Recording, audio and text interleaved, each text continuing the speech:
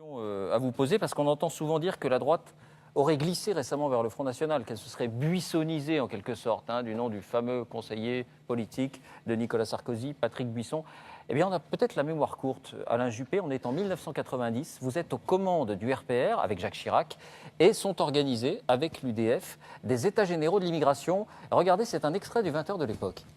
Le problème a pris une telle ampleur dans l'opinion publique que les hommes politiques se décident enfin à parler concrètement. Ainsi, l'opposition, toutes tendances confondues, est réunie pour 48 heures à Villepinte, dans la grande banlieue parisienne. Reporter, Véronique Saint-Olive, Pascal Ponce. Les organisateurs, Madeleine pour l'UDF et Sarkozy pour le RPR, n'ont rien laissé au hasard.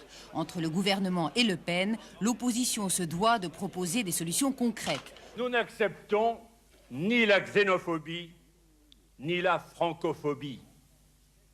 La France n'est pas un pays d'immigration et nous devons nous donner les moyens réglementaires et administratifs de gérer un quota zéro d'immigration.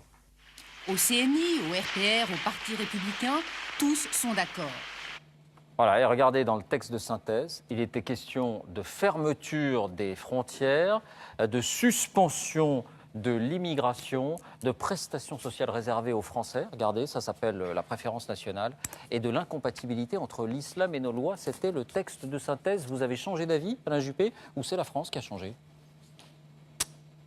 L'immigration économique a été interdite en France, par Giscard, en 1970-72. Là, effectivement, on est plus tard, on est en 1990. Oh, c'est radical, c'est les positions du Front National aujourd'hui. Oui, mais je ne partage pas cela. Rétrospectivement, je pense que c'était une erreur. À l'époque, vous étiez d'accord? Sans doute.